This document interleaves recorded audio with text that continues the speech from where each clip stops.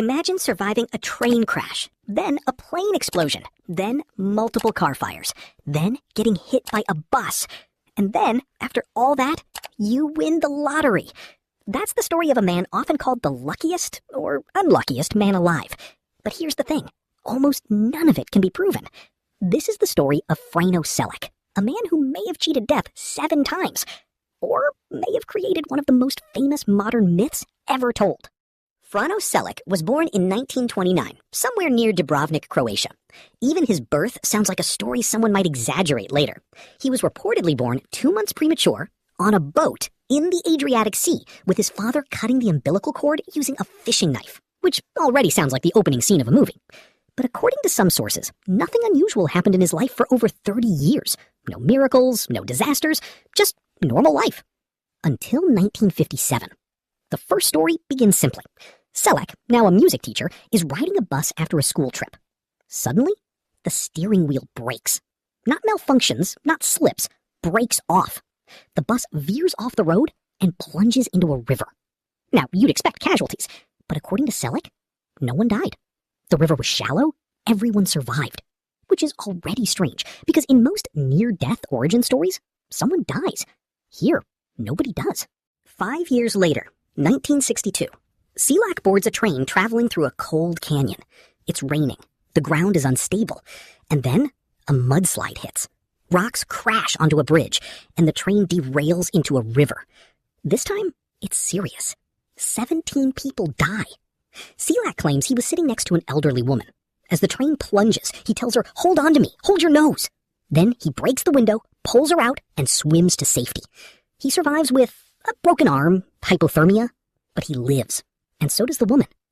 Now, this story, unlike the first, could have happened, but there's a problem. There's no clear record tying Selak to the event. Now, things go from unlikely to borderline impossible. Selak boards a plane, his first and only flight ever. Mid-flight, he gets up to talk to a flight attendant. They stand near the emergency door. And then, there's a loud noise. The door blows open, the cabin depressurizes, and Selak is sucked out of the plane.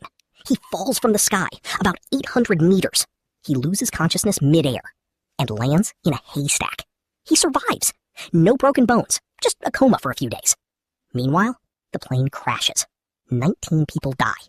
Except there's one massive issue. No record of this crash exists. Not in aviation logs, not in newspapers. Nowhere. Even the flight attendant he mentioned, Rosika, has no confirmed identity. This is where people start asking, did this actually happen? Or is this where the story begins to grow? The pattern continues. 1966, another bus crash. This time, it skids into a river. 4 people drown.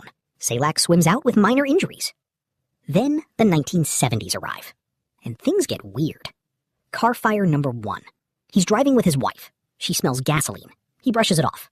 Moments later, the car bursts into flames. He escapes with singed hair. A year later, same situation. Gas smell. This time, he takes it seriously. He pulls over, steps out, and seconds later, the car explodes. Again, no serious injuries. At this point, either Selak has the worst luck imaginable, or the best survival instincts ever. Or something isn't adding up. Decades later, in the 1990s, the stories return. 1995, Selak gets hit by a bus. He survives, minor injuries. 1996, he's driving along a mountain road. A UN truck comes speeding toward him. He swerves to avoid a collision, crashes through a guardrail, and is thrown out of the car. His vehicle falls 300 feet down a cliff. Selak? He doesn't fall. He grabs onto a tree branch and just hangs there, watching his car disappear below him. Rescuers eventually find him alive. Again. Then comes the twist. After a lifetime of narrowly avoiding death, Frano Selak buys a lottery ticket and wins. Depending on the source, around 800,000 to 900,000 euros, which doesn't sound insane today, but at the time, it was life-changing. Suddenly, the unluckiest man alive becomes the luckiest. He buys houses, a boat, apartments. He remarries, builds a chapel, credits divine protection for his survival. It's the perfect ending. Too perfect. In 2003, his story spreads internationally. Newspapers pick it up, TV shows mention him. The internet starts calling him the luckiest man in the world. He even appears in a commercial, a snack ad, where he casually lists all the times he almost died while a fire spreads behind him. At this point, the story is no longer just his. It's a legend. But the more attention it gets, the more cracks begin to show. No official records for the plane crash, inconsistent timelines in interviews, different versions of the same events, missing details that should exist. Then comes a major claim. A man claiming to be Selak's son says he made it all up. According to him, the accidents were exaggerated, some never happened, and the story was spread intentionally after the lottery win. Even that claim, unverified. So now we have an unverified story denying an unverified story. It's layers of uncertainty. Later in life, Selak does something unexpected. He gives most of his lottery money away. To family, to friends, to schools. He returns to a modest lifestyle, living on a small pension, not as a millionaire, but as a normal man again. He dies in 2016, at the age of 87.